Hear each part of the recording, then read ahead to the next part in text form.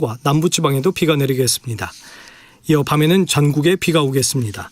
이번 비는 모레 오전에는 대부분 그치겠지만 글피부터 다시 비가 내리기 시작하겠습니다. 내일부터 모레까지 예상 강수량은 제주도가 30에서 100이 되겠습니다. 아나운서 김홍성이었습니다. KBS.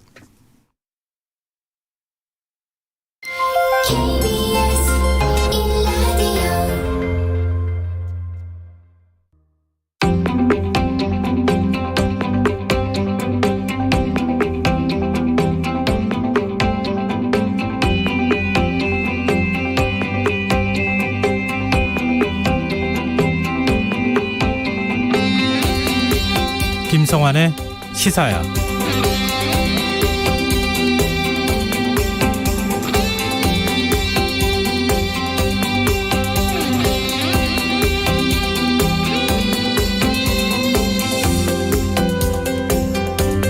안녕하십니까.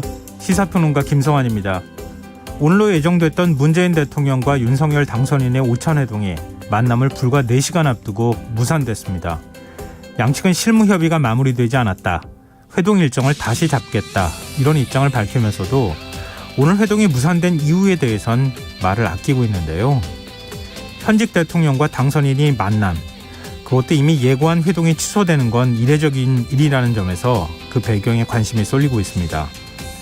정치권 안팎에선 이번 회동을 앞두고 당선인 측이 이명박 전 대통령 사면 건의를 공식화했던 만큼 사면에 대한 입장차를 좁히지 못했던 게 아니냐, 이런 관측이 나오고 있는데요.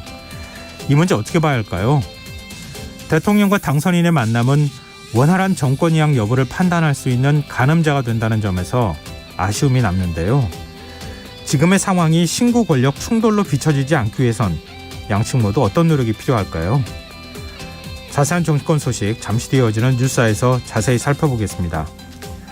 북한이 신형 대륙간 탄도미사일로 추정되는 발사체를 쐈지만 공중에서 폭발한 것으로 파악되고 있습니다. 북한이 미사일을 발사한 것은 올해만 벌써 10번째인데요. 북한이 이렇게 계속해서 무력 시위를 이어가는 이유는 뭘까요? 더 깊이 있게 들여다보는 인터뷰 시간에 전문가와 얘기 나누겠습니다. 수요일 코너죠. 날카로운 시선으로 언론을 비평하는 미디어 직설도 마련되어 있으니까요. 많은 관심 부탁드리겠습니다. 김성환의 시사에는 청취자 여러분들의 관심과 참여 기다립니다. 방송 내용과 관련해 의견이 있으신 분들은 문자 보내주십시오. 당첨된 분들께는 모바일 상품권 보내드릴 텐데요. 참여하실 번호는 샵 9730이고요. 짧은 문자는 50원, 긴 문자는 100원의 이용료가 부과됩니다. 콩 게시판을 통해서도 무료로 참여하실 수 있고요.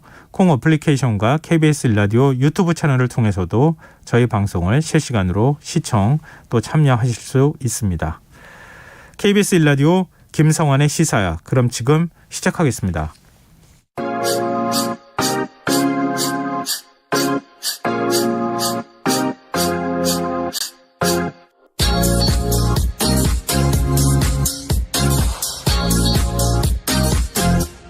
KBS 일라디오 김성환의 시사야.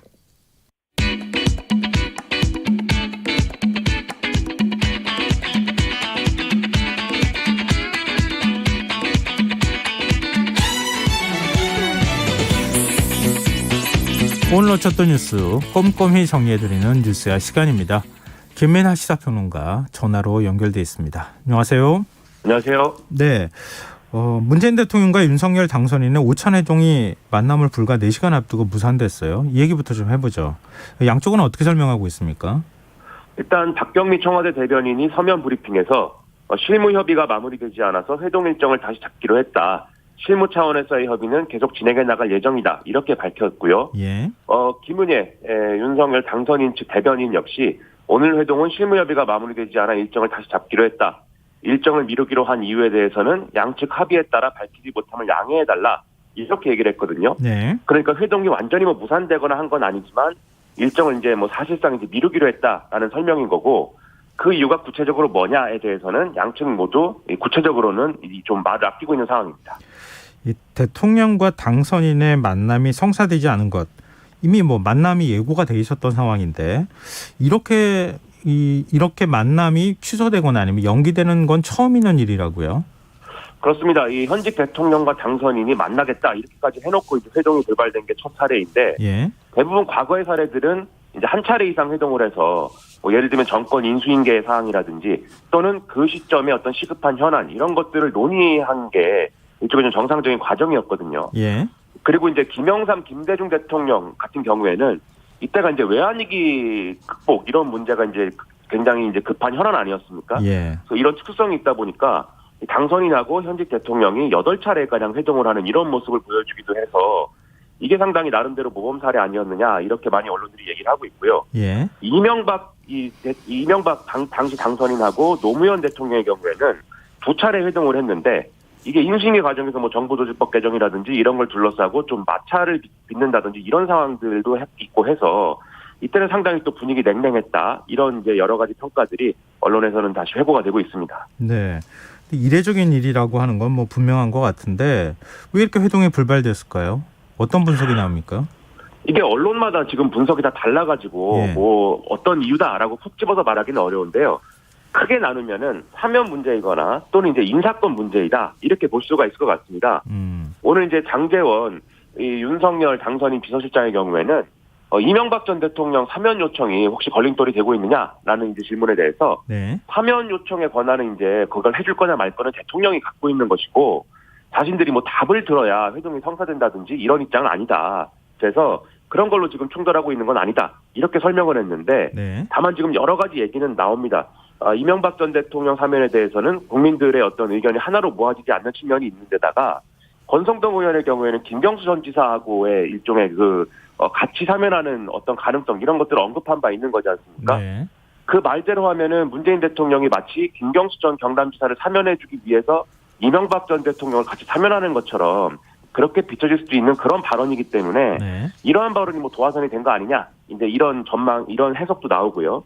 인사권 문제의 경우에는 윤석열 당선인 측과 국민의힘이 이른바 정권 말기 알박기 인사 사례 이런 걸 들고 공기업 뭐 이렇게 공공기관 인사 명단까지 공개를 하면서 인사권 행사 사전 협의를 요청하고 있는 상황인데 네. 이런 문제에 더불어 가지고 한국은행 총재 이제 후보자 지명 문제라든지 뭐 이런 것까지 다 엉켜서 뭐 감사위원, 선관위원 이런 인사까지 다 같이 거론이 되면서 이게 좀 일종의 이제 인사권 문제에 대한 알력 뭐 이런 걸로 이제 비화되고 있는 거 아니냐. 그래서 이런 것들에 대한 협의가 잘 안 된 거 아니냐. 이런 얘기들이 나오고 있습니다. 네.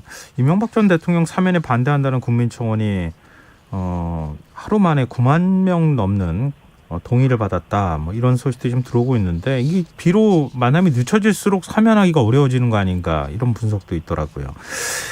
근데 지금 앞서 윤핵관 말씀하셨지만 권성동 의원이 김호수 검찰총장 그만두라 이런 뜻도 밝혔잖아요. 근데 그렇습니다. 김호수 검찰총장이 이 자신의 거취 논란과 관련해서 입장을 밝혔어요. 이 기자단에게 입장문을 이제 보냈는데요. 검찰총장은 법과 원칙에 따라 본연의 임무를 충실하게 수행하겠음 이렇게 이제 써 있습니다. 예. 이게 다예요? 입장문은 그렇습니다. 예. 이 입장문은 이 권성동 의원이 말씀하신 대로 방송에 출연해서 뭐 윤석열 당선인이 이 김호수 총장에 대해서 사퇴를 압박하거나 종용하지는 않을 것이다 라면서도 법과 원칙에 따라 수사할 각오와 이런 의지가 있으면 임기를 채우는 것이고 지금까지와 같은 행태를 반복한다면 본인 스스로 거취를 결정해야 된다. 이렇게 얘기를 한 것에 대한 반응이다. 이렇게 볼 수가 있겠는데요. 네. 지난해 6월에 취임한 이 김호수 총장의 임기는 내년 5월까지이기 때문에 사실상 일정 기간은 윤석열 당선인하고 같이 이제 좀 임무를 해야 되는 그런 상황 아니겠습니까? 네. 그러다 보니까 이게 여러 가지 얘기가 또 나오고 있습니다. 근데 법과 원칙 이거 많이 들어본 얘기 같거든요. 그렇습니다. 이게 윤석열 당선인이 검찰총장 시절에 여러모로 논란이 불거지고 뭐 징계 국면되고 이런 상황에서 예. 검찰총장의 임기는 보장이 돼 있다라는 차원에서 이제 했던 얘기하고 비슷한 거 아니냐 이런 지적이 나오는 건데요. 일각에서는 이제 이런 주장을 같이 하고 싶어 하는 거죠. 윤석열 총장이 분명히 이제 당시에 윤석열 총장은 어쨌든 법과 원칙에 따라서 임기를 마치는 게 원칙이다 이렇게 강조를 한 셈인데 네. 왜 지금은 이렇게 김호수 검찰총장에 대해서 그 주변에서 임기를 마치지 않았는데도 빨리 그만두라 뭐 이렇게 얘기가 나오느냐 이거 안 맞는 거 아니냐 이런 지적이 나온다 뭐 이런 지적도 이 정치권에서 나오고 있는 상황이라는 겁니다. 네. 지금 당선인과 국민의당 반응은 어떻습니까? 지금 이제 국민의힘의 이제 여러 의원들이 계속 비슷한 논리로 공개적으로 주장을 하고 있습니다. 예를 들면 이제 대장동 개발 의혹이라든지 이런 거에 대해서 수사를 제대로 안 할 거면 사퇴하고 사퇴를 안 할 거면 수사를 제대로 해라. 뭐 이런 논리인 건데요. 네. 그런데 윤석열 당선인의 경우에는 지난해 12월에 이 당의 공식 유튜브 채널을 통해서 이 김호수 총장의 임기는 보장할 필요가 있다는 의사를 간접적으로 또 피력을 한 바도 있었습니다. 이 내용이 뭐냐면 이준석 대표가 대통령이 되면 김호수 검찰총장하고 호흡을 맞춰야겠는데 잘 할 수 있겠느냐라고 하니까 예. 윤석열 당선인이 같이 근무도 해봤고 했는데 뭐 심성도 착하고 좋은 사람이다. 임기가 정해져 있고 또 일할 수 있는 여건이 되면 잘하지 않겠나 싶다. 뭐 이렇게 얘기를 해서 예. 이건 사실상 이제 임기를 보장하겠다는 얘기 아니었냐. 뭐 이런 거였고요. 예. 이게 결과적으로 국민의힘에서 사퇴를 얘기하면 얘기할수록 김호수 총장이 사실 자진 사퇴할 수 있는 그런 여력은 훨씬 더 좁아진다고 볼 수가 있는 게 정치권에서 이렇게 사퇴해라 해가지고 사퇴하는 어떤 그런 전례를 새로 또 만들고 싶지가 않은 거잖아요. 사실 검찰 입장에서는. 네네. 오히려 뭐 정권이 바뀌니까는 내가 뭐 대의를 위해서 뭐 직을 내려놓겠다. 뭐 이렇게 얘기하는 사례는 있을 수가 있어도 네. 오히려 압박에 의한 사퇴를 하는 모양새를 만들고 싶지 않을 거기 때문에 국민의힘이 정말 김호수 총장의 어떤 사퇴나 이런 걸 원한다면 과연 이렇게 주장하는 게 도움이 되겠느냐. 뭐 이런 지적도 나오고 있습니다. 그러니까 자발적으로 사퇴하는 모양새가 아니고 만약에 압박을 받아서 사퇴하는 것처럼 되면 검찰의 중립성과 독립성이 오히려 훼손될 수 있다. 그렇죠. 이렇게 얘기가 정리가 되는 건데 왜 그러면은 윤석열 당선인하고 가장 가깝다고 하는 의원은 그런 목소리를 냈을까? 이런 의문은 계속 남는 상황이네요. 그렇습니다. 네. 예, 다음 수로 넘어가 보겠습니다. 대통령 집무실이 처음엔 광화문으로 간다, 뭐 이렇게 얘기를 하다가 지금 용산 국방부 청사에 설치될 것이다 이런 얘기가 나와요. 그렇습니다. 오늘 보도를 보면 뭐 거의 정해진 듯이 막 보도를 하고 있는데, 예. 이 대통령 집무실을 이제 용산구에 있는 국방부 청사로 이전하는 방안 유력하게 검토 중이다라는 거죠. 예. 국방부의 집무실을 두게 되면은, 관저는 한남동에 있는 육군참모총장 공간이나 외교부 국방부 장관 공간이 유력하다. 이런 구체적인 얘기까지 다 나오고 있는데요. 네. 일단 국방부 청사를 지금 새로 검토하게 된 배경에는 경호 문제, 그리고 보안 문제, 이런 현실적 제약을 좀 고려했다. 이런 해설들이 나오고 있습니다. 이 광화문 정부 서울청사와 비교하면은 주변에 뭐 높은 건물도 적고 또 외부와 차단도 용이하기 때문에 경호가 훨씬 더 쉽다. 뭐 이런 얘기고요. 또 세종로에는 대규모 지하주차장이 있기 때문에 경호의 이 부분이 취약하고 또 경호를 위해서는 주변 전파 차단이라든지 뭐 이렇게 차량 통행 제한이라든지 이런 게 필요한데 그게 이제 세종로 인근에서 이제 가능하겠느냐 이런 우려가 있는 데다가 예. 집회 시위가 또 제약을 받을 수 있다 뭐 이런 지적도 있기 때문에 여러모로 지금 광화문 이 시대를 열기는 좀 어렵다 이런 지적들이 나온다는 것이죠. 그리고 또 기존 청와대를 시민들에게 개방할 경우에 그 지하에 이제 벙커를 어떻게 할 것이냐 이걸 계속 써야 된다 이런 얘기는 있었는데 네. 만약에 국방부 청사를 이용하게 되면은 거기 연결된 지하 벙커가 또 대신 있기 때문에 이 청와대를 완전히 시민들에게 개방할 수 있는 그런 이점도 있다. 뭐 이런 검토들이 있다라고 보도가 나오고 있습니다. 김민하 평론가 의견은 어때요? 이게 이제 지금 뭐 여러 가지로 광화문 이전이 어렵다라는 것은 당연히 문재인 정권에서도 이제 좀 뭐 고려를 했던 사안이거든요. 네네. 근데 이걸 다시 한번 이제 논란을 반복하게 돼가지고 여러모로 혼란스럽긴 한데 국방부 청사로 옮겼을 때 과연 그러면 광화문 서울청사로 옮겼을 때 기대했던 그런 효과를 볼 수 있는 거냐 이 부분을 따져봐야 됩니다. 네. 애초에 윤석열 당선인이 광화문 서울청사로 이 집무실을 이전하겠다라고 밝힌 거는 시민들하고 소통을 강화하고 접점을 늘리겠다 이런 거였지 않습니까? 네. 근데 이제 국방부로 옮기게 되면은 국방부가 이미 이제 일반 국민들의 출입은 좀 엄격히 통제되는 측면이 있고 그리고 여기에 대해서는 이제 이 윤석열 당선인 측 이런 얘기를 하는 것 같아요. 용산 미군기지 부지가 용산공원으로 바뀌기 때문에 그게 바로 앞에서 이제 국민들하고 이제 소통할 수 있는 기회가 열린다라는 건데 예. 그런데 이게 용산공원은 또 2027년에 완공 예정이고 예. 미군기지 반환이 또 이게 계획대로 안 되고 있기 때문에 윤석열 당선인이 퇴임할 때까지 공원 조성은 안 될 수도 있다는 거거든요. 네. 그 종합해 보면은 애초에 기대했던 그러한 집무실을 옮겨가지고 얻을 수 있는 효과를 국방부 청사로 옮겨가지고 과연 얻을 수 있는 것이냐 이 부분은 좀 다시 한번 생각해 봐야 될 대목이 아닐까 이렇게 좀 이런 생각이 좀 듭니다. 네. 근데 당장 5월 10일이 취임일이잖아요. 그 그렇습니다. 전까지 이게 가능할까요? 그 국방부 청사로 간다 하더라도 리모델링을 하던가 뭔가 공사를 해야 되잖아요. 그렇습니다. 이게 그래서 국방부 이제 부청사가 있고 신청사가 있는데 예. 여기에 또 있는 데가 국방부만 있는 게 아니고 합참이 같이 있는 그런 상황이지 않습니까? 정확하게 얘기하면. 예. 그래서 국방부나 합참을 이전해야 되는 거 아니냐 이런 논의도 있습니다. 그래서 예를 들면은 이제 국방부는 계룡대로 옮기고 그리고 합참은 남태령의 뭐 수방사로 옮기고 뭐 이런 대안들을 얘기해야 된다라는 건데 이게 만만치가 않은 작업인 것이고 그리고 그러다 보니까 지금 이제 윤석열 당선인 측은 국방부 이전 계획은 없다라고 얘기를 하고 있거든요. 네. 그러면 국방부 이전 계획이 없는데 그러면 이제 이 분류 공간이나 이런 것들을 지금 청사에서 어떻게 확보할 것인지 이게 뭐 남는 공간이 있다라는 얘기도 있고 아니다 없다라는 얘기도 있어서 이 정리가 잘 안 되고 있습니다. 그런 상황이어서 지금 말씀하신 대로 2달 만에 이제 좀 할 수 있는 거냐 의문이 제기가 되는 측면이 있고 그렇다고 하면 이게 굳이 대통령 취임일인 5월 10일에 딱 맞춰가지고 용산으로 출근하는 모습을 꼭 보여줘야 되는 것이냐. 졸속 이전보다는 좀 심도 있게 계속 검토를 해볼 필요도 있는 거 아니냐. 이런 지적도 나오고 있습니다. 네. 김은혜 대변인이 청와대로 들어갈 가능성은 제로다 이렇게 표현을 사용해서 지금 어느 쪽으로 가야 되는 건지 하여튼 좀 혼란스러운 상황인 것 같습니다. 어찌됐든 좀 정리하는 상황을 좀 지켜봐야 할 필요가 있겠네요. 지금 여러분께서는 KBS 라디오 김성환의 시사와 함께하고 계십니다. 계속해서 뉴스 이어가겠습니다. 윤석열 대통령 당선인이 정책특보를 추가로 임명했어요. 그렇습니다. 강석훈 성신여대 교수와 김현숙 숭실대 교수를 정책특보로 임명을 했는데요. 네. 두 사람은 모두 박근혜 정부에서 이제 청와대 수석을 지냈습니다. 그래서 강석훈 교수는 경제수석, 김현숙 교수는 고용복지수석을 지낸 뭐 정책통이다라는 거고요. 여기에 더불어서 장성민 세계화 동북아 평화 포럼 이사장은 정무특보에 임명이 됐습니다.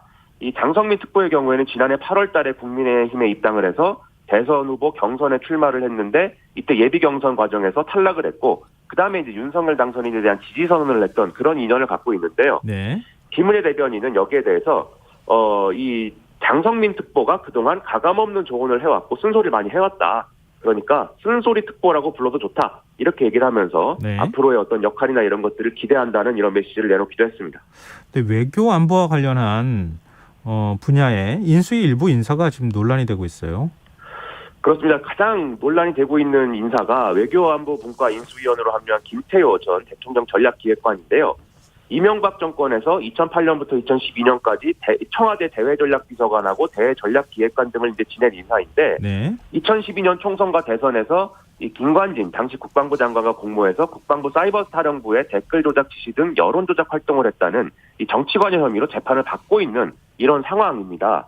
그래서 당시 검찰은 이 김태효 전 기획관이 군 댓글 조작을 지시하는 등의 관련 활동에 개입했다라고 판단을 했고 또 이제 대통령 기록물법, 군사기밀보호법 위반 이게 자료를 이제 무단으로 반출했다라는 건데 이 관련 혐의도 받고 있는 그런 상황인데요. 네. 일단 2019년 1심에서 이 정치관여 혐의는 무죄가 나왔습니다. 뭐 관여한 바는 있지만 본질적으로 이 범죄를 구성하는 그런 데 기여한 것은 아니다라는 이제 재판부의 판단이 있었고 네. 그다음에 대통령 기록물법이나 군사기밀보호법 위반 혐의는 유죄로 벌금 1,000만 원이 선고가 됐었는데 2심에서는 이게 또 선고유예 처분이 됐습니다. 예. 그래서 양쪽 모두 상고해서 현재 대법원 판단을 기다리고 있는 상황인데 어쨌든 재판받고 있는 피의자 신분인 이런 이제 좀 인사가 인수위원으로 가는 것이 맞느냐 이런 의문이 제기가 되고 있는 거고요. 그리고 이제 이 부분을 이제 뭐 논외로 하더라도 예. 노선이 맞느냐 이런 부분도 있습니다. 그래서 국회 외통위 소속 윤건영 의원이 페이스북에 글을 썼는데 이 김태효 교수는 이명박 정권의 실패한 남북관계의 아이콘이다. 다시 실패를 반복하려는 것이냐 이렇게 반문하기도 했는데 이명박 정권 때 이제 대표적으로 기억하는 비핵개방 3천 이런 것에 어떤 실무적인 어떤 기획을 다 했다는 거거든요. 네. 근데 그 결과적으로 좋지 않았고 이명박 정권 말기에 가면 이제 남북 정상회담을 막 추진하면서 북한이랑 접촉해가지고 그때 이제 논란이 좀 되지 않습니까? 네. 만나서 뭐 돈을 주면서 뭐 정상회담을 뭐 하자고 했다든지 뭐 이런 거를 북한이 막 폭로하는 바람에 논란이 네. 있었는데 그 당사자이기도 하다 보니까 이런 지적들이 나오고 있고요. 또 김태효 전 기획관의 경우에 한일 군사정보보호협정이 지소미아를 밀실 합의하는데 뭐 이렇게 가서 한 당사자이다라는 지적과 함께 한반도 유사사태 발생 시에 일본 자위대의 개입을 허용하자는 취지의 논문을 과거에 썼다. 이런 걸로도 같이 논란이 되고 있는 그런 상황이어서 네. 여러모로 지금 뭐 얘기가 나오고 있습니다. 안철수 인수위원장은 어떤 입장을 보이고 있어요? 일단 인수위원장 입장에서 이제 인수위원에 대해서 좀 여러모로 생각이 많을 것 같은데 네. 일단 기자들이 물어보는 질문에는 이렇게 답을 했습니다. 그 검증하는 곳은 당선인 비서실 소관이다. 그러니까 당선인 비서실에서 뭐 문제가 없다고 판단했을 것이다. 이 정도로 좀 말을 아끼고 있는 상황이어서 네. 명확한 입장은 얘기를 안 하고 있습니다. 안철수 위원장 얘기가 나와서 말인데요. 국민의당 권은희 원내대표가 국민의힘과 합당을 수용하기 어렵다. 국민의힘과의 합당을 수용하기 어렵다. 나는 제명해달라. 이런 요청을 했어요. 그렇습니다. 페이스북에 안철수 대표가 이 윤석열 당선이 나고 단일화를 선언할 때 합당을 포함해가지고 합의를 했는데 예. 여기에 대해서 이제 입장을 낸 거죠. 그래서 당의 입장과는 별개로 기득권 양당으로 회귀하는 합당은 수용하기 어렵다. 그래서 좀 제명을 요청했다. 이런 얘기인데 왜 제명을 요청하는 것이냐? 권은희 원내대표 이제 비례대표 의원이지 않습니까? 그래서 당이 제명 조치를 해줘야 이제 의원직을 유지할 수 있는 그런 상황이라는 거죠. 만약에 자기가 탈당하는 경우에는 그건 이제 그 당에서 정한 비례대표 순번 다음 사람이 이제 비례대표 예. 의원직을 승계하게 돼 있기 때문에 의원직이 상실되는 거거든요. 그래서 의원직의 활동을 할 수 있도록 제명해달라는 취지의 그런 얘기입니다. 근데 그나저나 국민의힘과 국민의당 합당 어떻게 되는 거예요? 언론 보도에 의하면은 양당 지도부는 흡수합당 방식에 대한 공감대를 형성을 했고 이른 시일 내에 빨리 이 절차를 끝내자라는 공감을 이루고 있다라고 하는데요. 네. 일단 지방선거가 뭐 석 달도 남지 않은 상황이기 때문에 뭐 양쪽이 신설합당 방식으로 뭐 창준이 꾸리고 통합정당대회 열고 뭐 당명, 정강정책 개정, 뭐 지도부 교체 이런 진행을 다 하는 거는 이제 사실상 물리적으로 어렵다. 이런 데 있어서 공감대를 이뤘다는 겁니다. 그래서 흡수합당 방식에 대해서 곧 이제 본격적인 협상이 진행될 것으로 보이고요. 양당은 모두 별도의 태스크포스를 꾸려서 합당 논의에 착수한다라는 방침이라고 합니다. 네. 다만 향후에 안철수 인수위원장이 이 차기 정부 구성 논의 과정에서 실질적으로 좀 대우를 받지 못했다라고 생각할 경우에는 합당 과정에서 더 많은 걸 요구할 수 있게 되기 때문에 그러면 갈등이 될 수도 있다. 이런 이제 정치권의 평가 이런 것들이 보도가 되고 있고요. 네. 또 지방선거에서 공천을 어떻게 하느냐, 광역자치단체장 등 주요 자리에 어느 당 인사가 어떻게 가느냐 등도 앞으로 변수가 될 것이다라고 여의도에서는 진단을 하는 것 같습니다. 네.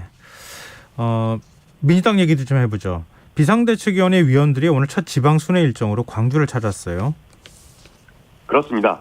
윤호중 비대위원장은 이 비대위원들과 함께 광주 북부에 이제 국립 5.18 민주묘지를 참배를 했는데요. 민주당이 호남의 성원에 제대로 부응하지 못했다. 정말 송구하다. 죄인된 심정이다. 하면서 이 반성의 뜻을 밝혔습니다. 그리고 이제 광주시당에서 비대위 회의를 진행을 했는데 여기서도 이제 호남의 선택이 다시는 아픔이 되지 않도록 뼈를 깎는 각오로 쇄신하고 또 쇄신하겠다. 이렇게 얘기를 했거든요. 네. 그러니까 호남에서 사실 이재명 후보를 굉장히 전폭적으로 이렇게 지지를 해줬음에도 불구하고 성과를 못 낸 거에 대해서 반성하고 앞으로 쇄신하겠다라는 메시지를 지속적으로 얘기를 하는 겁니다. 그리고 여기에 더해서 소상공인 자영업자에 대한 지원 강화랄지 그다음에 대장동 특검에 대한 관철 그리고 민생개혁법안 처리 등도 다짐하는 이런 메시지들이 나오고 있습니다. 당내에서는 윤호중 비대위원장 사퇴해야 되는 거 아니냐 이런 목소리가 계속 나오고 있네요.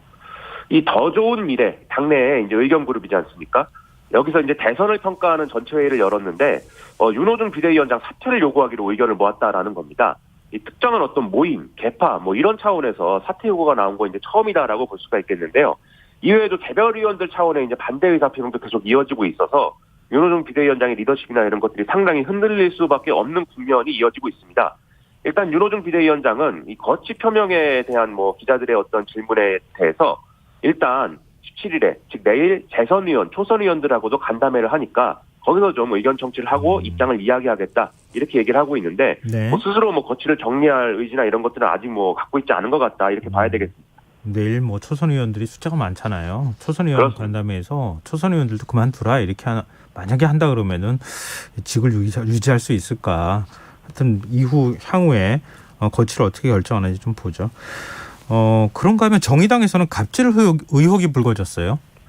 그렇습니다. 이 정의당의 한 당직자가 강민진 청년정의당 대표의 직장 내 괴롭힘 등이 있었다 이렇게 폭로를 했는데요. 개인적인 어떤 용문 이런 것들을 대신해 줄 것을 뭐 이렇게 강요를 한다든지 그리고 1년짜리 이제 근로계약을 맺고 계약 연장을 논의하는 시점에 뭐 임금 삭감이나 이런 걸 거론하는 등의 뭐 이런 부적절한 행위들이 있었다라는 거였습니다. 이러한 이제 얘기가 나오니까 정의당의 일부 당직자들은 책임자 징계 및 재발 방지 대책 마련 이런 것들을 요구하는 온라인 서명까지 진행을 한 그런 상황인데요. 네. 이 강민진 대표는 이런 내용이 알려진 직후에 이유 여하를 막론하고 함께해준 동료에게 상처를 남긴 점 뼈아프게 생각한다라면서 이 청년정의당 대표직을 사퇴를 했고요. 이 평당원의 입장에서 진상조사 요구에 응하겠다라고 입장을 밝힌 바 있습니다. 정의당은 내일 대표단 회의에서 진상조사 및 향후 조치 등에 대한 논의를 진행할 예정이라고 합니다. 알겠습니다. 지난번에 유호정 의원도 비슷한 일이 있었던 것 같은데 정의당 내부에서 이런 모습들이 나오는 걸 이거 어떻게 바라볼지 국민들이 한번 정의당 스스로 생각해보면 어떨까 싶습니다. 김세현 중앙선거관리위원회 사무총장이 오늘 사의를 표명했어요. 이 중앙선관위 직원들에게 낮에 이메일을 보냈는데요. 이번 대선에서 발생한 확진자 등 사전투표 부실관리 사태와 관련돼서 책임을 통감하고 머릿속에 사죄드린다라면서 사퇴하겠다라고 입장을 밝혔습니다. 이 김세환 사무총장은 사전투표 다음 날인 6일날 중앙선관위를 항의 방문했던 국민의힘 의원들에게 대해서 확진자들이 직접 투표함에 이제 투표용지를 넣겠다고 난동을 부리다가 이 투표용지 두고 간 것 같다, 이런 발언으로 이제 비판을 받기도 했는데요. 네. 그런데 이게 전날 제기된 아들의 선관위 이직 특혜 논란이 좀 결정타가 된 거 아니냐라는 해석도 나오고 있습니다.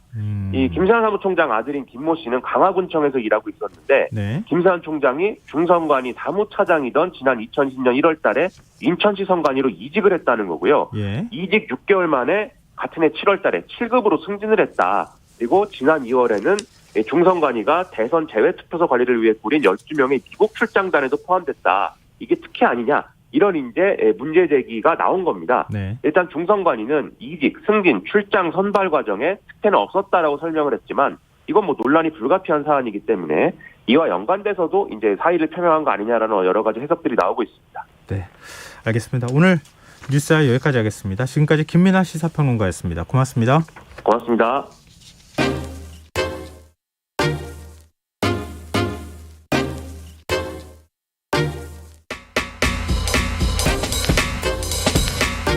바쁜 당신이 알아야 할 모든 것 여기에 있습니다. KBS 1라디오 김성환의 시사야. 북한이 오늘 오전 미사일 발사를 시도했지만 실패한 것으로 알려졌습니다. 올해 들어 벌써 10번째 도발이자 윤석열 대통령 당선인의 대선 승리 이후 첫 무력 시위였는데요. 이번에 발사한 미사일의 재원은 무엇이고 또 북한의 추가 도발 가능성은 없는지 김용현 동국대 북한학과 교수 연결해서 얘기 나눠보도록 하겠습니다. 교수님 안녕하십니까? 네, 안녕하십니까? 예, 오늘 우리 군 당국은 북한이 발사했다 실패한 미사일이 신형 ICBM으로 대륙간 탄도 미사일로 추정된다 이렇게 밝혔는데요. 교수님의 의견은 어떠십니까? 그렇게 볼 수밖에 없겠습니다. 이번에 미사일 발사가 실제 지난달 27일 그리고 3월 5일 날 순안에서 두 차례 그 발사가 있었는데요. 네. 그 발사된 미사일과 같은 유형으로 지금 추정을 하고 있습니다. 이번에 이제 화성 17형이 고도 20km 상공에서 이제 공중 폭발을 했는데요. 네. 어쨌든 이번 발사는 지난번 두 번의 발사체와 거의 유사한 것이다, 이렇게 우리 정보 당국에서는 판단하고 있는 것 같습니다. 그 발사에 실패한 원인은 어떻게 추정해 볼 수 있을까요? 아마 실패 원인은 이제 가장 큰 건 아마 엔진 이상인 것 같습니다. 이번에 보면 그 3단 로켓 분리형 미사일이라고 봐야 되는데 네. 1단계가 분리하는 과정에서 이제 폭발이 이루어졌다. 그러니까 지상으로 2분 동안 이제 그 추력에서 올라가다가 네. 폭발을 했기 때문에 실제 그 엔진 이상일 가능성이 가장 크다, 이렇게 봐야 될 것 같습니다. 그동안에 북한이 발사 실험했던 그 ICBM은 화성 15형이라고 알려져 있었잖아요.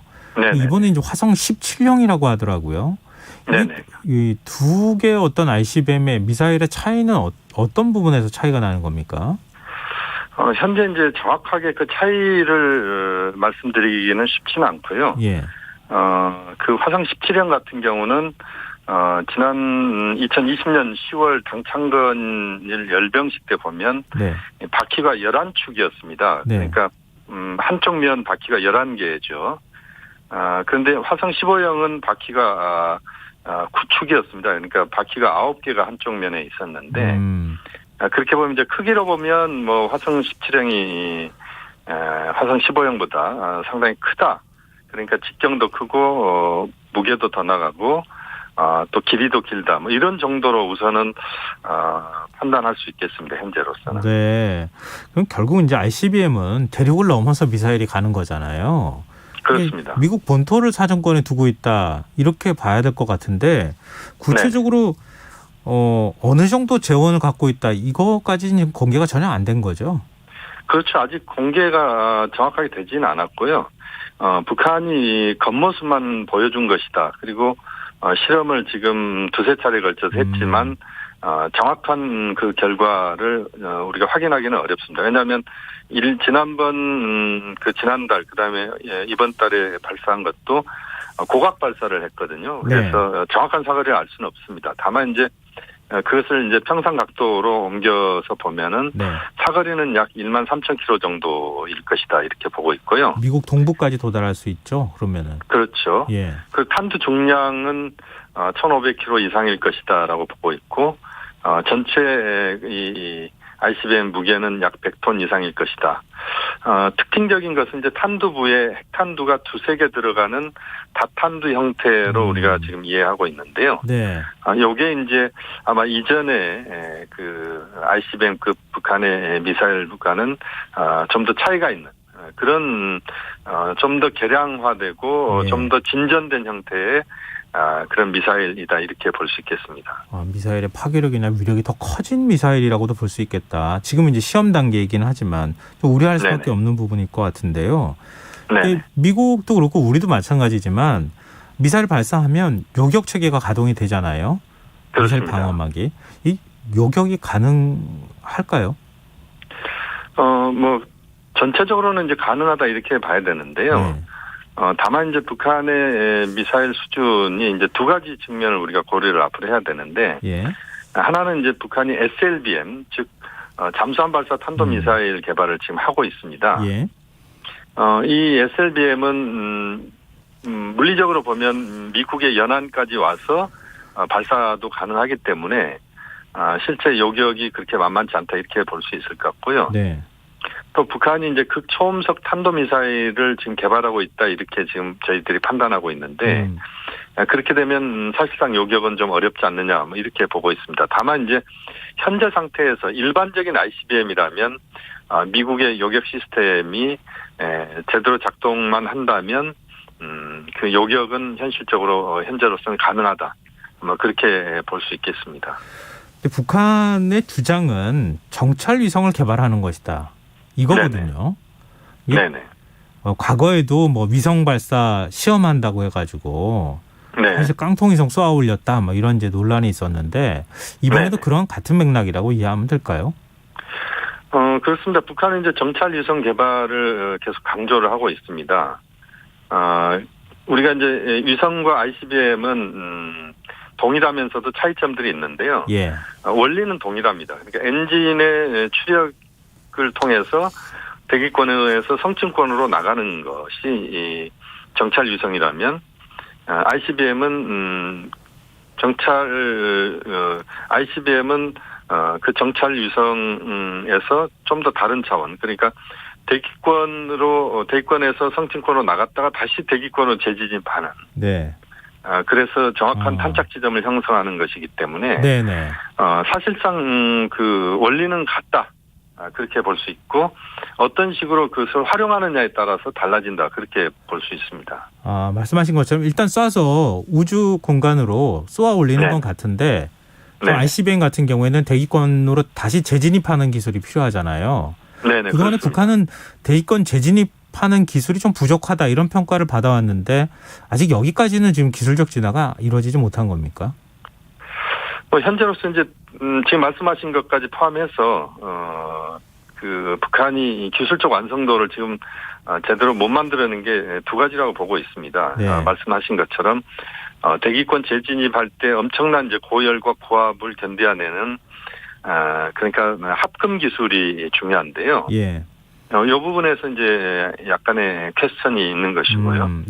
또 하나는 정확한 탄착 지점을 형성해야 됩니다. 다시 말씀드리면 유도 무기 체계, 그러니까 유도 체계가 발달해서 대기권을 재진입한 ICBM이 정확하게 타겟 지점을 찾아야 되는. 뭐 예를 들어 말씀드리면 미국의 네바다 사막에 ICBM이 떨어진다는 것은 전략적으로 의미가 별로 없는 겁니다. 그렇기 때문에 정확한 탄착 지점 형성 이 부분에 대해서 국제사회와 미국은 아직도 북한의 개발 수준을 그렇게 높게 보고 있지는 않다. 현재로서는 그 정도가 기술적으로 북한이 좀 더 해결해야 될 부분이다라고 말씀드릴 수 있습니다. 지금 올해 들어서 부쩍 이제 미사일 발사가 잦아졌고 특히 이제 이번엔 대선 이후에 처음으로 북한이 무력 시위를 한 것이나 다름이 없다 이런 평가가 나오고 있는데요. 네네. 이번 대륙간 탄도 미사일의 시험 발사 어떤 의도가 담겨 있다고 보십니까?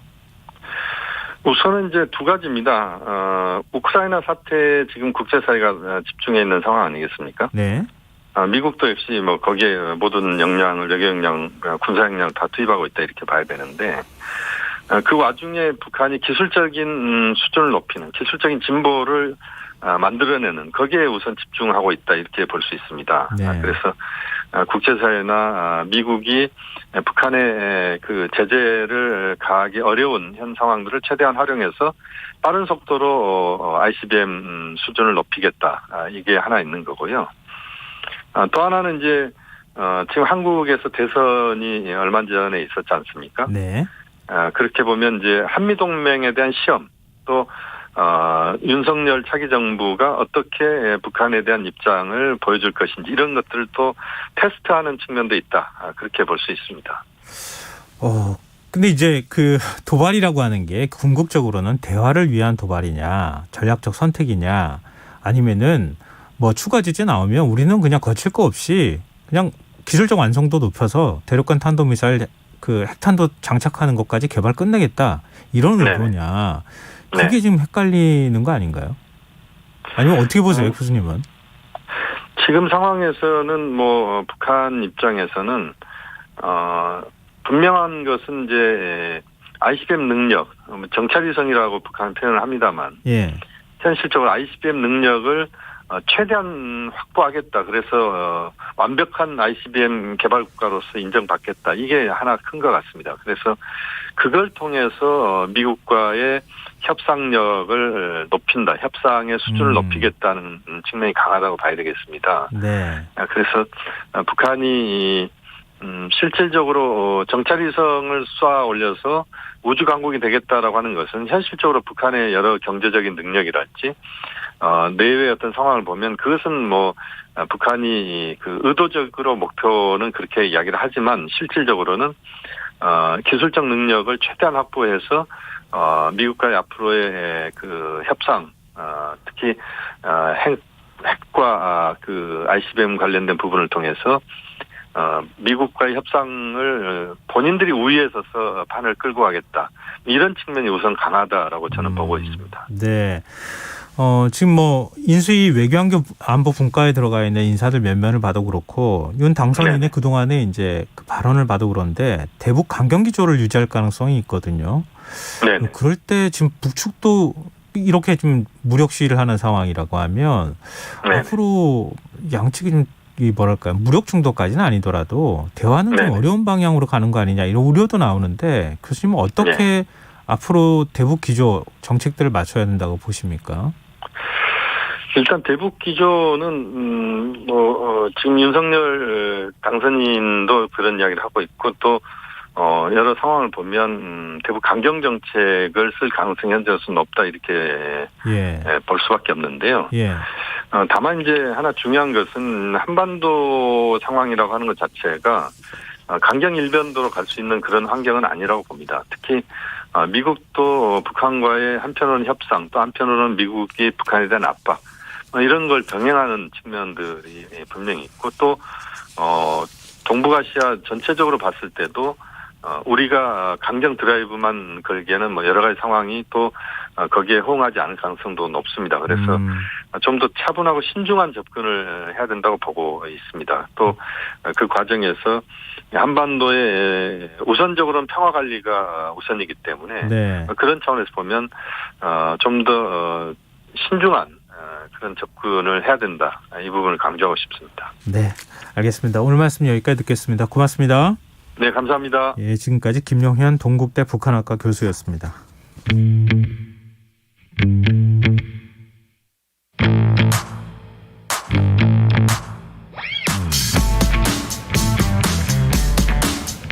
냉철하고 가감 있는 분석으로 미디어 본연의 역할을 찾아가는 시간입니다. 미디어 직설 언론인권센터 윤여진 상임이사 전화로 만나보겠습니다. 이사님 안녕하십니까? 예, 안녕하십니까? 예, 오래간만에 나오시는 것 같아요. 저희. 네, 그렇습니다. 예. 네. 대통령 선거방송 관계로 저희가 미디어 직설 코너를 2주 동안 진행하지 못했는데요. 그동안 네. 눈여겨보셨을 이슈들이 좀 있을 것 같아요. 오늘 어떤 네, 얘기를 해볼까요? 네. 윤석열 당선인이 대통령직 인수위원회를 꾸리고 이제 차기 정부의 밑그림을 그리고 있는데요. 예. 미디어 언론 정책 관련해서 어떤 구상이 나오고 있는지 오늘은 그 이야기를 좀 나눠보고자 합니다. 그럼 인수위 차원에서 논의되고 있는 언론 정책 어떤 게 있습니까? 예, 아직은 좀 표면적으로 없다고 볼 수 있습니다. 지금 인수위가 이제 7개 분야로 구성되어 있는데 네. 미디어 관련 분야가 지금 정해져 있지는 않고요. 다만 이제 한 언론 보도를 통해서 윤석열 당선인이 대통령직 인수위원회 산하에 언론 미디어 TF를 설치할 것이라는 이야기가 좀 흘러나오고 있긴 합니다. 인수위 사정에 밝은 한 국민의힘 관계자라는 인물의 말을 인용해서 이제 보도가 됐는데요. 네. 인수위 내에 언론 미디어 공약을 담당할 TF가 생기는 방안이 거론되고 있다고 전해지고 있고요. 인수위원회 핵심 관계자도 논의될 수 있는 사안이라고 보도를 했습니다. 그럼 아직 인수위원도 결정되지 않은 상황이니까 조금 네. 저희가 논의 자체는 섣부를 것 같긴 한데요. 근데 윤석열 당선인의 공약집 이런 그 공약집에 담겨 있는 미디어 정책들을 보면 그걸 놓고 인수위에서도 논의할 테니까 그렇죠. 대략 어떤 그림을 그렇죠. 그려볼 수 있지 않을까요? 네, 맞습니다. 윤석열 당선인은 지난달 24일 발표한 정책 공약집에 미디어 개혁 공약이 담겨져 있습니다. 네.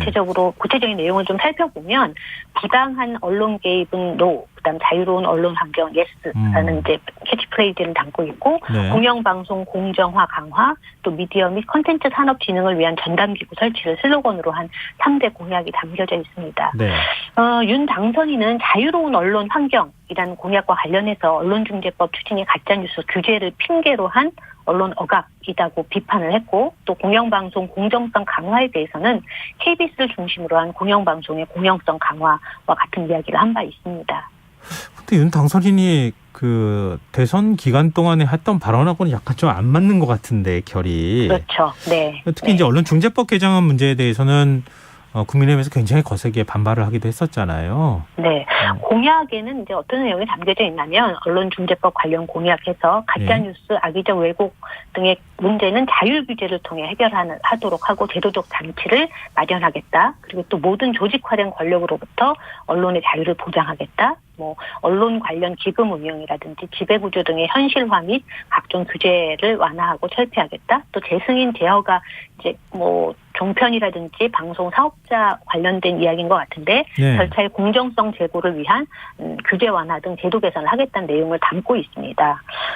그런데 사실 네. 조금 아까 말씀하셨듯이 그 당선인의 공약과 후보자 시절의 발언에는 좀 차이가 있거든요. 네. 이제 좀 말씀을 잠깐 드리면 윤석열 당선인도 후보자 시절에는 여러 차례 언론중재법에 대해서 반대 의사를 발표를 했습니다. 현 정부가 가짜뉴스 규제를 핑계로 들어서 비판 언론을 억압하고 언론의 자유를 침해하려고 한다. 가짜뉴스나 악의적 왜곡 등의 문제는 법이 아닌 자율 규제를 통해서 해결하도록 하고 제도적 장치를 마련하겠다. 이제 이런 발언을 했는데, 근데 그런가 하면 또 진실을 왜곡한 기사는 사법 절차를 통해서 확실한 책임을 묻겠다는 취지의 발언을 하기도 했어요. 또 이런 발언을 한 번 한 게 아니라 또 자주 했습니다. 지난달 12일 유세 도중에 한 발언이 좀 대표적인데요. 언론 보도의 진실성에 대해선 우리나라에서 손해배상 소송이라든지 이런 사법 절차를 통해 허위 보도에 확실하게 책임을 지우는 일을 한 번도 이제 제대로 해본 적이 없다. 또 진실을 왜곡한 기사 하나가 언론사 전체를 파산하게도 할 수 있는 강력한 시스템을 언급하기도 했습니다. 또 언론사가 자진해서 과오를 인정했을 때 일면에 같은 크기로 보도해야 한다라고 얘기했는데 사실 이런 내용들은 언론중재법과 같은 결의 내용이기도 합니다. 그래서 후보의 발언과 공약이 좀 배치되는 대목이라고 볼 수 있겠습니다. 그리고 또 지난 11일 대선 후보 토론 2차 TV 토론에서 김동훈 기자협회장은 허위 조작 정보를 가려내고 신속하게 언론 피해를 구제할 수 있는 통합형 언론 자율 규제 기구를 추진하고 있다면서 후보들한테 의견을 물었거든요. 그때 당시에 이제 대선 후보였던 윤 당선인은 우리나라는 사법적 재단이 이루어지지 않아 문제가 생겼다. 시간이 걸리더라도 법적 절차에 따라 철저하고 혹독하게 책임을 물어왔다면 이런 일이 생기지 않을 것이다. 이렇게 또 답한 바가 있어요. 그래서 사실 공약과 후보자의 어떤 발언이 일치되지 않아서 이후에 좀 어떻게 될지 좀 지켜봐야 되지 않을까 이런 생각을 좀 갖고 있습니다. 또 어찌 보면 공약만 보면 그동안 언론계에서 주장했던 내용이 상당 부분 반영돼서 그렇게 네. 나쁘게 받아들일 것 같지는 않다 이런 생각이 들긴 하는데요. 지금 다른 공약 어떻습니까? 예를 들면은 공영방송 공정성 강화 이것도 굉장히 네. 큰 관심사 중에 하나잖아요. 그렇죠. 공약집 내용을 좀 보면요. 그 KBS를 중심으로 한 공영방송의 공영성 강화를 위한 경영평가를 강화하겠다라는 내용을 담고 있고요. 그 내용에는 경영평가 기준을 재확립하고 공영성과 관련된 다양한 지표를 개발하겠다. 또 경영평가 결과를 공개하겠다. 그리고 공영방송의 사회적 책무를 제대로 지우도록 하겠다. 공영방송의 정치적 중립성과 신뢰성 보장을 위한 장치를 마련하는데 공영방송의 거버넌스 구조를 개선하겠다라고 얘기를 하고 있습니다. 또 하나가 이제 미디어 및 콘텐츠 산업진흥과 관련된 전담기구 얘기인데요. 네. 또 미디어 혁신위원회를 출범시켜서 뭐 정부, 기업, 학계, 시민사회를 포함한 거버넌스를 모색하겠다. 또 디지털 언론 미디어 복지 정책 강화와 관련된 내용에는 전 가구의 초고속 인터넷 접근 보장을 위한 뭐 언론 미디어의 보편적 서비스 구현, 중고교 뭐 언론 미디어 리터러시, 뭐 교육 강화로 다양한 매체를 활용할 수 있도록 한다. 뭐 이런 내용들이 좀 담겨져 있습니다. 근데 어쨌든 세부적으로 들여다보면 네. 공영방송의 공영성 강화와 관련된 걸 보면요, 경영평가에 이제 공영성 관련 다양한 지표를 개발하고 또 공개해서 국민들로 하여금 접근을 높이게 하겠다. 또 친환경, 사회적 책임, 뭐 지배구조 개선 등의 투명한 경영을 강화할 것으로 좀 전망되기도 합니다. 근데 쭉 말씀해 주신 게요. 네. 그냥 선언적이고 좀 추상적이거든요. 구체적으로 정책을 어떻게 만드느냐 이게 매우 중요하고 바로 이 지점에서 서로 이해관계가 엇갈리는 거 아닙니까? 그렇죠. 윤 당선인이 공영방송의 정치적 중립과 신뢰성을 보장하기 위한 장치를 마련하겠다는 입장이지만 사실 구체적인 내용이 공약집에 밝혀져 있지는 않아요. 예. 그런데 당선인이 후보 시절에 공개된 59초 쇼츠 공약에서는 뭐 KBS 수신료의 가치를 국민에게 돌려드린다라는 내용이 포함되어 있어요. 그리고 공영방송 정상화의 공약으로 뭐 사극 의무 제작, 또 메인 뉴스 중 국제 뉴스를 30% 이상 편성, 영상 아카이브 오픈소스 공개 등을 주요 골자로 하고 있는데 이를 두고서 일부에서는 이제 방송법상 편성의 자유를 침해한다는 지적이 나오기도 합니다. 지금 공영방송과 관련된 문제는요, 과거 정권 교체기나 또 언론계에서는 뭐 낙하산 사장으로 또 극심한 갈등을 빚은 바가 있습니다. 그래서 공영방송 지배구조 개선 역시 또 이목이 집중되는 대목이기도 합니다. 이제까지 관행적으로 이루어졌던 정치권의 공영방송 이사 추천권을 배제할지 여부도 좀 관심이 가는 분야이기도 합니다. 근데 시민단체에 속해 계시는 입장에서 네. 이거는 꼭 들어가면 좋겠다. 의견이 혹시 있으세요? 네, 뭐 사실은 공약에 굵직굵직한 내용들이 안 들어간 건 아닙니다. 대체로 네. 다 들어갔는데 지금 미디어계에서는 생산자와 소비자의 구분이 뚜렷하지가 않아요. 물론 공약 내용에서 미디어 리터러시 강화라는 내용들이 들어가 있긴 하지만 지금 뭐 차별 혐오와 관련된 갈등 이런 게 굉장히 증폭되고 있는 상황에서 미디어가 사실 중요한 역할을 해야 되거든요. 네. 그런 측면에서 이제 미디어 인권 교육이 전 국민들한테 어떻게 잘 실현될 수 있도록 할 것인가는 좀 저희가 깊이 있게 생각해야 될 지점이라고 생각합니다. 그런 네. 차원에서 시민단체 입장에서는 지속적으로 지금 뭐 법으로라든지 규제가 아니라 지속적으로 미디어와 관련된 시민교육을 어떻게 할 것인가에 대해서 새 정부가 더 많은 관심을 기울여줬으면 좋겠다는 생각을 갖고 있습니다. 네. 윤석열 당선인은 대선 후보 시절에 매주 1회 정도씩 기자들과 기탄 없이 만나겠다. 네. 소통을 강화하겠다 이런 뜻을 밝혔거든요. 네, 언론계하고 접촉면을 넓힌다고 하는 건 국민들하고 소통을 더 자주 하겠다는 뜻이니까 중요한 발언인 것 같은데 어떻게 네. 보세요? 네. 뭐 청와대 한 출입 기자는 뭐 소통 측면에서 보면 현 정부가 최악이었기 때문에 윤석열 정부는 조금 낫지 않을까 뭐 하는 개인적인 기대가 있다고 하는데 네. 사실 정치는 언론과 뗄 수 없는 관계라고 생각하기 때문에 서로 건전한 비판과 감시, 견제를 할 수 있는 발전적인 관계를 뭐 유지했으면 좋겠다고 말한 바 있습니다. 네. 또 세계 정부를 거쳐서 다른 청와대 출입 기자도 대통령 집무실을 옮기겠다고 했는데 기존의 춘추관 운영과 달리 집무실과 또 프레스센터가 크게 떨어지지 않게 할 것으로 보인다. 뭐 이건 긍정적으로 보는 거죠. 네. 근데 이제 제도적으로 운영하는 하고 뭐 일관성을 지킬 가능성은 있지만 지금까지처럼 토론회를 계속 기피해 왔거든요. 윤석열 그 당선인이. 네. 그래서 실질적으로 자주 소통할지에 대해서는 좀 지켜봐야 될 것 같다라는 의견도 좀 있습니다. 이어서 사실 이제 대통령이 국정을 잘하면 또 기자들과 자주 대화한다는 도식적인 의미가 필요하지 않고 또 이슈나 중대한 상황이 벌어졌을 때 국민적 관심사가 있을 때 수시로 기자들과 소통하면 되는 거 아니냐 또 이런 이야기를 또 있습니다. 뭐 이 문제와 관련돼서는 소통이 좀 미흡했던 측면도 없지 않아 있기 때문에 이런 이야기를 좀 한다고 생각을 합니다. 네. 근데 무엇보다 이제 국민들 갈등이 워낙 고조되어 있기 때문에 국민 통합을 최우선으로 하면서 국민 삶의 질을 높일 수 있는 정책을 실천에 옮겼으면 좋겠다라는 어떤 바람을 얘기하기도 하고 있습니다. 네. 대통령 좀 자주 봤으면 좋겠다 이런 국민의 요구가 이번에 네. 좀 받아들여졌으면 좋겠다 이렇게 생각하고요. 자, 네. 또 하나 주제 얘기해 주신다고요? 네네. 최근 이제 미국 배우 레오나르도 디카프리오가 우크라이나에 $10,000,000를 기부했다는 소식이 전해지면서 화제를 모았는데 이 네. 보도가 오보였다는 사실이 알려진 적이 있습니다. KBS는 지난 8일 제1TV 아침 뉴스 광장 코너에서 할리우드 배우 디카프리오가 우크라이나에 거액을 기부해 화제라고 전했는데 네. 디카프리오가 기부했다고 알려진 $10,000,000는 이제 하나로 한 120억 원 정도 되거든요. 근데 네.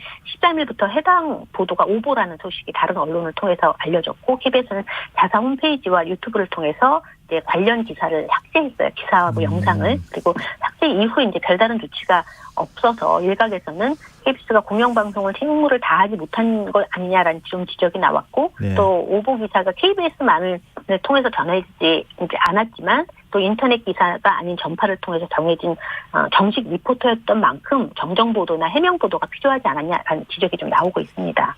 KBS가 사과를 한 거죠? 그렇죠. 근데 시간이 좀 있었어요. 15일 오전에 이제 사과를 했고요. 또 오보에 대한 공식 사과를 했는데 디카프리오의 우크라이나 기부 뉴스가 사실이 아닌 것으로 밝혀졌다고 이제 공식적으로 얘기했고 또 국내 언론과 포털 SNS 상에서 화제가 되고 있어서 해외 뉴스를 교차 검증까지 했지만 더 철저하고 충분한 확인을 못했다라고 사과한다고 했습니다. 뭐 KBS는 나름대로 크로스 체크를 하는 절차를 거쳤지만 미비점이 있다는 것을 인정한 거죠. 그리고 네. 또 KBS 관계자는 미디어 오늘과의 통화에서 해당 콘텐츠가 국내 SNS와 포털에서 화제가 되고 있는 소식임을 확인하고 교차 검증을 위해서 영자 해외 뉴스와 우크라이나 그리고 주변 국가 매체를 통해서 동시 검색한지 제작을 했다고 하는데 어쨌든 교묘한 가짜 뉴스를 제대로 걸러내지 못한 점에 대해서는 시청자에게 깊이 사과한다고 이야기를 했습니다. 그리고 디카프리오가 우크라이나에 $10,000,000를 기부했다는 잘못된 소식은 CNN 보도를 통해서 바로 잡혀졌는데요. CNN은 네. 지난 12일 디카프리오 측을 통해 확인한 결과 디카프리오가 우크라이나에 $10,000,000를 기부했다는 소식은 가짜뉴스로 판명됐다고 보도를 했습니다. 언론이 너무 사실 지금 전쟁 상황인 곳이잖아요. 근데 그렇죠. 그것에 대해서 지나치게 또 반대 화제성 기사를 찾다 보니까 좀 사실 검증에 좀 소홀했던 것이 아닐까 그런 네. 생각이 드네요. 하여튼 좀 이런 부분에 있어서는 뭐 오보가 뭐 완벽한 보도는 있을 수는 없을 수 있겠지만 그래도 그 이후에 사후 대처라든가 이런 것만이라도 잘했다 이런 그렇죠. 평가는 좀 받아야 될 것 같습니다. 네, 맞습니다. 지금까지 미디어 직설 언론인권센터 윤여진 상임이사와 함께했습니다. 말씀 고맙습니다. 네, 감사합니다. 네, KBS 라디오 김성환의 시사야 1부 순서는 여기서 마무리하겠습니다. 전 11시 전과 2부에 다시 오겠습니다.